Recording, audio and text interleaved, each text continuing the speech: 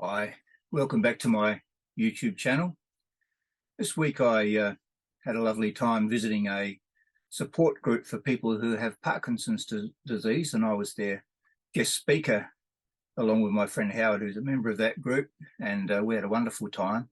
But one of the really good things was, well, two good things. Well, probably there's lots of good things, but one of the ladies who's the leader there, she some time ago met me and she said, I've got this new camera, but I don't know how to use it. And I said, well, I can teach you that. And she said, well, I'll take you up on that one day. So anyway, at this meeting the other day, she had the camera and she brought it along, and I've actually got it with me now, and I'm learning how to use it with the idea that I'm going to teach her how to use it. And I didn't know what sort of camera it was until I looked at it. And it's this one here, which is a Fuji Film X-T200. There it is. Just try and straighten it up a bit like that. It's a beautiful little camera.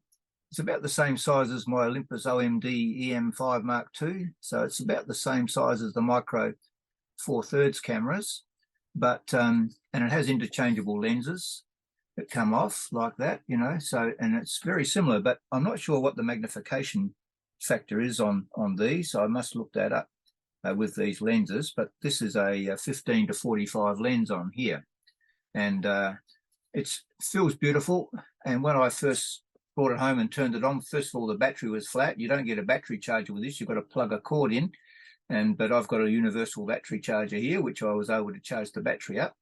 And these sort of mirrorless cameras do use up batteries fairly quickly if you're doing all the things with them, you know, using all the features on them, particularly using the screen on the back rather than through the viewfinder and whatever. But this has got an amazing screen on the back. Just have a look at the size of that screen. It's a lot bigger than the normal screens that you get on the back of a flip out screen. So it's fully rotational and whatever. And so it's a really good vlogging camera. I'll hook it up and do some video with me in a minute. I'm just going to turn this on. There's a little button up here where you turn it on. And not sure what you're getting there. There you go. So let's just have a look and see. Now I'm looking through it, and I'm coming up here to what I'm doing here. I've got this set on what they call the SR setting. See if I can come down here so you might be able to see what I'm doing here. I'll just take that shot. And it's got an interesting menu system. It's a touch screen. When it came out, apparently the people in DP Review who were reviewing it, I think they said this could be the crossover camera for people who are used to using their smartphones as cameras, because it's got a touch screen. It's got quite a wide flip out screen on the back, but it's got lots of good settings on it. I was very skeptical about it when I first looked at it, because I thought, I just took my photo accidentally then. That's one of the things with this. But you've got your full complement of settings up here of your what is it? Your program, your shutter speed. See, it's going off again because I'm touching something. You've got program mode, shutter priority, aperture priority, manual mode, and you've got some other symbol type settings. SP, you've got video. It's got 4K video on this, and you've got an SR mode, which is and I use this quite extensively. I took it out for a trip yesterday up into the Adelaide Hills, and I'll show you some photos later on. That SR setting, that's the on some digital SLRs they have a green setting, but this is an SR setting which is far more efficient than the normal green settings on most digital SLRs. And so I learnt to use that a bit yesterday, and I thoroughly enjoyed using it because it does a really good job. I was a bit confused with when you go into the menu, except that, so when you press the menu button, which is down here, I think, where is it? Yeah, the menu button's down there. I don't know whether you can see that or not. Probably not. Hang on a second. come up with all these menus, and I didn't realize it to start with, but this little toggle switch over here, it's going on and off and doing all sorts of crazy things. This little toggle switch over here is where you juggle things around and go up and down and all that sort of stuff. So until I realized that's what that little switch was for, that controls just about everything, that little switch over there. Anyway, I'll probably talk a bit more about it later on, the special features of it, but you can just about everything you want to use. My worry about this camera with a friend who wants me to show how to use it is that it's very, you really need to know a little bit about photography so you can get the most out of all the settings. And so I'm intending to set it up probably much as a point and shoot type camera for her, which so that she will be able to use it without worrying too much about all the other stuff that we photographers think about and know about. Because I found yesterday when using it, and in my trip up to the Adelaide Hills to Harndorf, that using the SR setting was very good. And some of the shots I got were amazing. I'll show you some of them afterwards. So I was really impressed with it. So there are some really good full-on tutorials on YouTube of this, so I'm not going to go through all the features of it, but it's a lovely camera. I looked around on the internet and I thought, I wonder how much this cost originally, and it was quite pricey, but you just can't find them anymore. There's later models have come out, but this particular one seems to be either sold out. Every website you go to, it's sold out, and there's very few of them on the second-hand market that I can find. So there you go. But it's a beautiful little camera. This has got a motorized zoom on it when you go in and out. You probably need, if you were a serious photographer, you'd probably need this one's a nice little general standard type zoom, but you'd probably need a telephoto one of some sort if you wanted to do some wildlife and birds and things like that. But it's a lovely camera, and I'm going to just stop recording here at this stage, and then I'm going to swap over and I'm going to record me speaking on the on this camera, using the video, because I recommend this is a really good vlogging camera, and I'm going to find out whether it is. I think it probably is. So anyway, there you go. I'm just going to stop there, and then I'll switch over and do some filming of me. Hopefully you'll be able to see that too in a minute. So thanks for watching so far, but keep watching all the way through. Incidentally, I'm working on another really epic video at the moment of a photographer that probably no one hardly knows about in the world. Probably a few in Adelaide do. But when I discovered his photography a few years back, it was like a Vivian Mayer experience. And so look out for that one. That's coming up soon. I'm halfway through that. So anyway, just bear with me. I'm just going to leave the meeting now. I think, where are we? And then I'll switch over to doing the using this as a vlogging camera.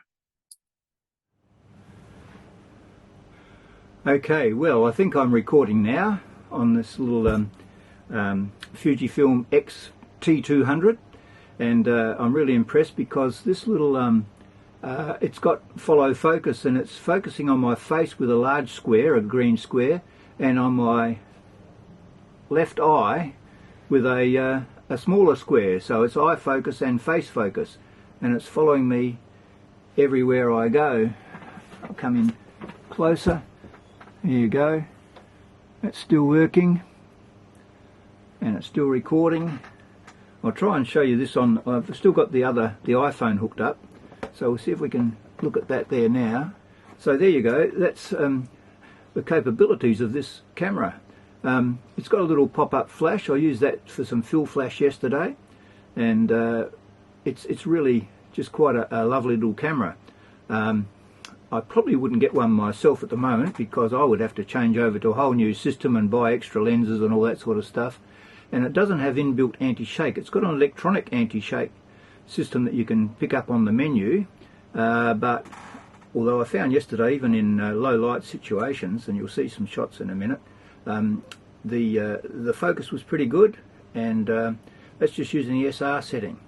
And it's got lots of variations of focusing. Lots of little dots come up on the screen when you use the SR mode to to give a composite focusing thing, or you can set it up like I like to use on my digital SLRs with just basic single point focusing in the middle of the picture and then focusing and then recomposing the shot.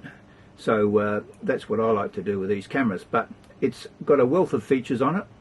And one of the good things, of course, is with Fuji, they've got all these old Fuji film, we'll just come in a bit closer, these Fuji film settings that you use to simulate films like Fuji Velvia and chrome film, the vivid colours that you got from the Fuji films, which I used to use back in the day when I was doing weddings. And I have done a video on here about the Fuji films. If you can look that one up, I'll probably put a link in that. But you can do simulations of some of those films on this camera, and the colours are beautiful and vivid. So I'll just go back now to the rest of the video, and I'll just turn this off. Probably I can touch it off here and turn it off, but I'm going to just go up to the top of the screen. Here's a little red dot up here, and I will press that and that should turn it off. So here we go. Okay, so that was showing you a little bit about the vlogging capabilities of this little camera. I'm going to now flick over to just show you a few of the shots that I took yesterday. I got some lovely photos of my friend Leith and his dad and his dad's wife and Leith's wife as well yesterday, and they come out beautifully, but I haven't cleared with them to show you those shots on there, and I probably won't, but I was just blown away with the results I got with using this camera with their using portraits. I immediately got back into, when I'm taking people photos, I immediately get back into my old wedding photographer mode, and it's like it was only just yesterday that I was still doing all that stuff, because I get a bit of an adrenaline rush when I start photographing people in just setting them up in nice shots. Anyway, I'm not going to show you those, but if later on, if they give me permission, I might. So I'm now going to flick over to share the screen. Before I do that, though, I'm just going to get this set up. Okay, so I've got that set up now. So this is a shot that I took on the P program setting up at Harndorf in Adelaide Hills yesterday. This is just on JPEGs, fine JPEGs. You've got a lot, some, you can use JPEG and RAW and everything else, but this is just straight out the camera, although it's not straight out the camera because it was a little bit sort of underexposed. So in my Photos app on my iMac that I'm using here, I just wound the little slider up the top a little bit back and put a bit more contrast in it. So I quite like that. That's just straight out the camera with, and I think it's set on just single shot autofocus there, single point autofocus. But then I decided I'll try the SR setting. So I swapped over to that. And that was what I got with the SR setting. And I looked in the viewfinder and there was heaps of little dots, all multi-autofocus little squares that were picking on all the right spots. It gives you the optimum settings and everything to take the photo. I haven't touched that one, but you have a look at that. That was after I adjusted it, the original one, and this is coming straight out of the camera without me doing any adjustment. So I was pretty impressed with that. And then you've got, that's a similar one that I took, same shot, and neither of those have been adjusted, and I quite like the exposure, a little bit of lightness underneath the bridge there. It's a bit overexposed under there, but it's not too bad. And this is just walking down the main street. Harndorf in Adelaide is very much a tourist town. I've been there a few times before with our photographic group and just with friends and staying overnight.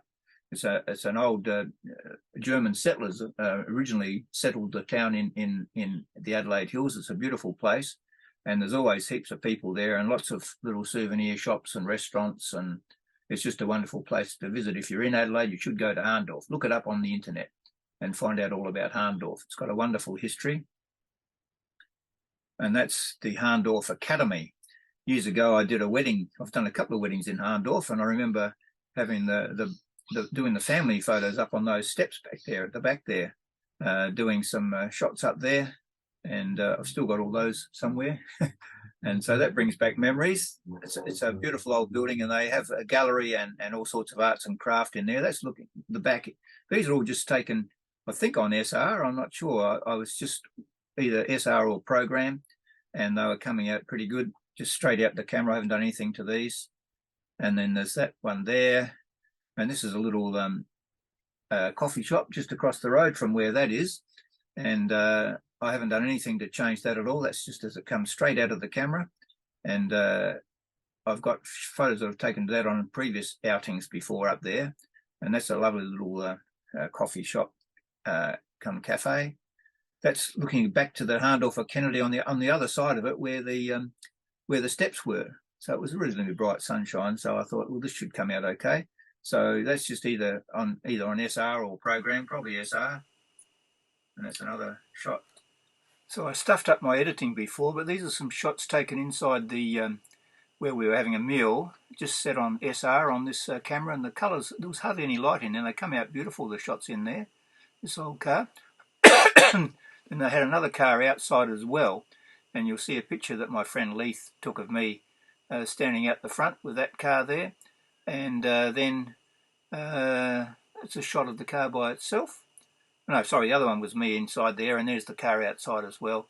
And these were some shots I took about an hour ago, just locally walking down alongside our tram line, and then a little couple of shots at the footy afterwards, just a local football match that was in play down there. The colours, as you can see, are beautiful colours come out in these shots, and this was just one I took through the wire fence as I left, so that's pretty good.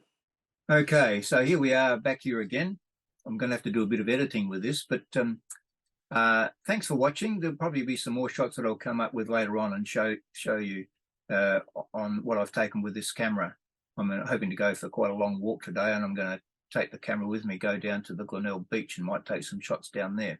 So thanks for watching. Like if you like, subscribe if you wish, and I'll see you next time. Look up the specs of this little camera. I downloaded a manual for it from off of the internet, which I found, and it's quite a complicated camera. And for the novice, you really need someone to teach you a bit about photography so you can get the best out of it. But once someone sets it up for you, you should be able to just about use it as a point and shoot camera. And this little lens is a lovely little lens. And for just general purpose travel photography and family photography and video, I think it's a nice little camera, but they're very hard to get hold of. But some of the later models, which are quite expensive, probably do the same things. So we'll see you next time.